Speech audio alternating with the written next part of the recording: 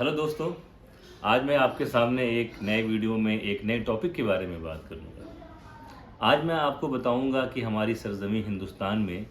कितनी तरह की मेजर मिट्टियां पाई जाती हैं, लैंडस्लाइड पाए जाते हैं। और उसमें बेसिकली मैं एक लैंडस्लाइड के बारे में बात करूंगा जो हमारे दिल्ली के ऊपर और नीचे की तरफ बहुत बड़े हिस्से में पाई जाती है। तो अगर आप इंडिया में देखें तो इंडिया में बेसिकली 5-6 तरह की सॉइल पाई जाती है, जिसमें कि पहला आप कह सकते हैं एल्यूवियल सॉइल। जब मैं कहता हूँ एल्यूवियल सॉइल, इसका मतलब होता है जलोढ़ मिट्टी के बारे में हम बात कर रहे हैं, या कई जगह हम इसे केवाल मिट्टी भी कहते हैं। इसके बारे में मैं विस्तार में बात करूंगा। लेकिन इसके अलावा यहाँ पर जो सॉइल पाई जाती है वो माउंटेन सॉइल पाई जाती है, जो कि हमारे जम्मू कश्मीर के एरिया में, उत्तराखंड के एरिया में, या जो भूटान से लगे हुए जो हमारे स्टेट्स हैं, सिक्किम या अरुणाचल प्रदेश के आसपास के इलाके में पाए जाते हैं। उसके बाद हमारा एक स्टेट है राजस्थान और गुजरात। उसके राजस्थान के एक बड़े हिस्से में और गुजरात के एक छोटे से हिस्से में हमारा डेजर्ट ऑयल पाया जाता है, जिसे कि हम एरिड सॉइल भी कहते हैं या सैंडी सॉइल भी कहते हैं। और ये जो हमारा रेगिस्तान फॉर्म होता है, ये बेसिकली जब हम कभी देखेंगे कि जो अरावली माउंटेन्स है उसके एक तरफ कैसे बारिश होती है और दूसरी तरफ बारिश नहीं पहुंचने के कारण हमारा वहाँ पर एरिड लैंड फॉर्म हो जाता है। तीसरा हम बात करेंगे ब्लैक सॉइल के बारे में, जो हमारे डेक्कन प्लेटू में बेसिकली पाया जाता है, महाराष्ट्र, सौराष्ट्र, मालवा के इलाके में, एमपी और छत्तीसगढ़ के कुछ इलाके में। और जब हम रेड सॉइल के बारे में बात करेंगे, जिसे कई बार हम रेड सॉइल या येलो सॉइल के भी फॉर्म में कह देते हैं, चूँकि वो येलो और रेडिश के फॉर्म में दिखता है, यह वह इलाका है जो छत्तीसगढ़, झारखंड, उड़ीसा और नीचे के साउथ के जो स्टेट्स हैं वहाँ के इलाके में पाए जाते हैं। जो रेड सॉइल होता है वो मिनरल्स में काफ़ी रिच होता है, इसलिए आप देखेंगे झारखंड में बहुत तरह के मिनरल्स पाए जाते हैं। झारखंड में अगर आप देखें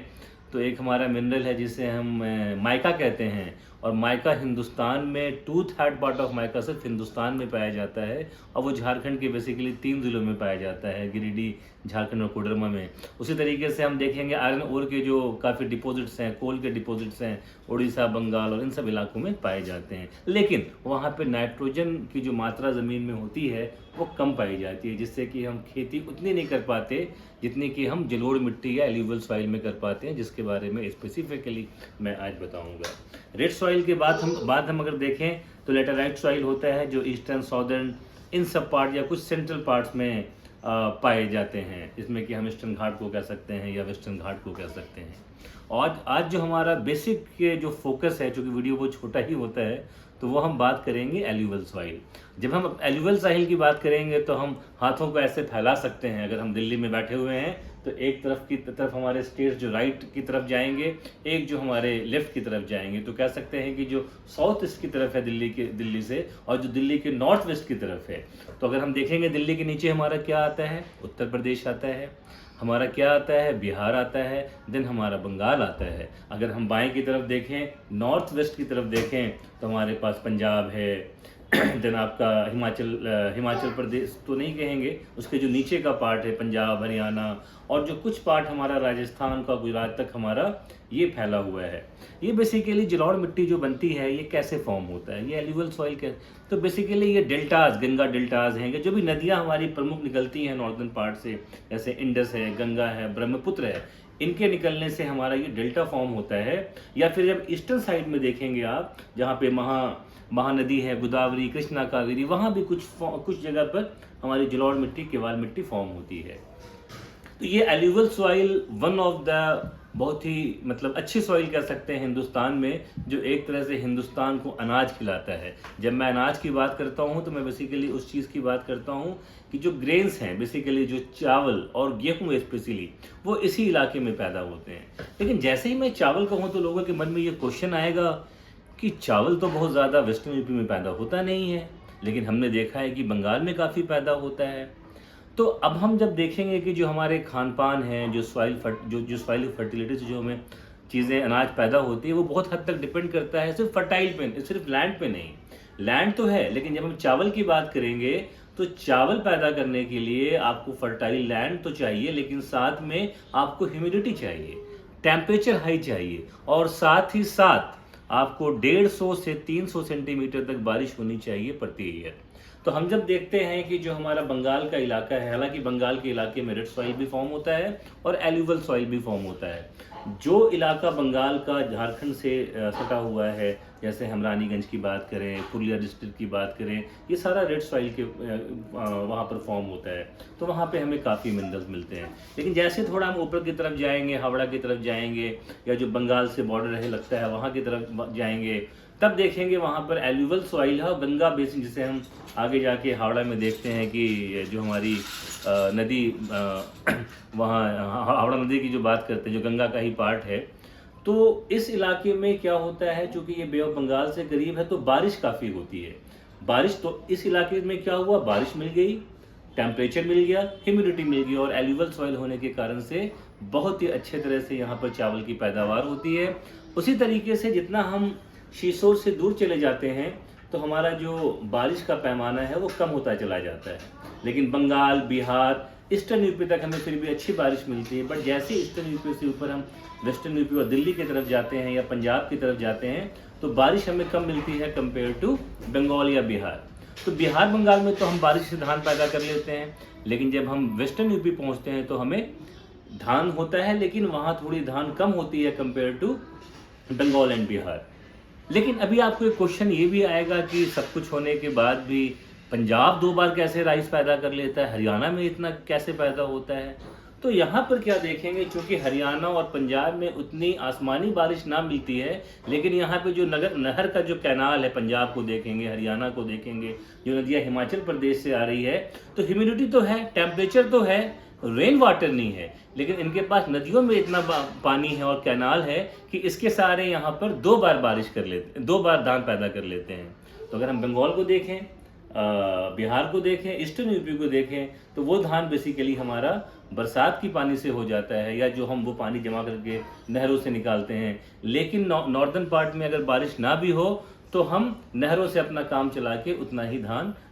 जिससे कि चावल निकलता है पैदा कर पाते हैं। लेकिन अगर थोड़े उल्टे फॉर्म में देखें हम कि वेस्टर्न यूपी में चावल तो नहीं होता, लेकिन जो गेहूं की पैदावार होती है पंजाब में, नॉर्दर्न पार्ट में,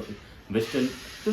गेहूं पैदा करने के लिए हमारे पास क्या होना चाहिए कि केवल मिट्टी का होना वन ऑफ द क्राइटेरिया है, और जो बारिश है 50 से 90 सेंटीमीटर चाहिए, मतलब बहुत बारिश नहीं चाहिए। अब वैसे भी सर्दी के दिनों में इतनी बारिश होती नहीं, लेकिन जो यहाँ पर कैनाल सिस्टम है इतना अच्छा है कि हम पंजाब, हरियाणा और उत्तर प्रदेश, वेस्टर्न यूपी में खास करके, जिसे हम हरित प्रदेश भी बहुत सारे पार्ट को कहते हैं, वहाँ हम काफ़ी मात्रा में गेहूँ पैदा करते हैं। लेकिन अगर इससे हम देखें बंगाल की तरफ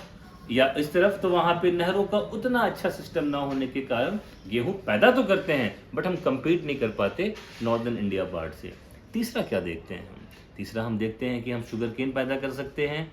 जिसमें कि हमें टेम्परेचर थोड़ा कम चाहिए और शुरुआत के दिनों में काफ़ी पानी चाहिए। तो अगेन नहरों का जाल बिछा होने के कारण, खास के वेस्टर्न यूपी और पंजाब हरियाणा में, तो एक ज़माने में हम काफ़ी गन्ना पैदा कर पाते थे, वेस्टर्न अभी भी कर पाते हैं, बट धीरे धीरे ये ट्रेंड थोड़ा शिफ्ट होता चला जा रहा है।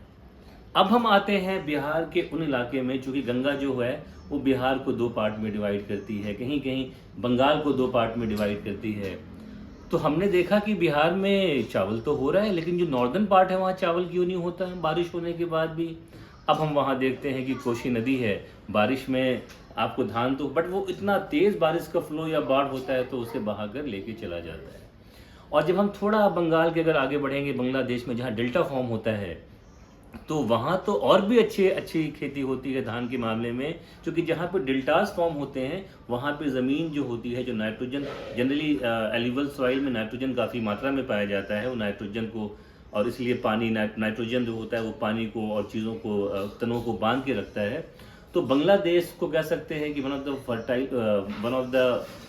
काफ़ी फर्टाइल, मतलब दुनिया का एक बहुत ही फर्टाइल लैंड है जो बांग्लादेश डेल्टा फॉर्म करता है। और साथ ही साथ अगर हम इंटरनेशनली देखेंगे तो एक हमारा कंट्री है इजिप्ट। जब हम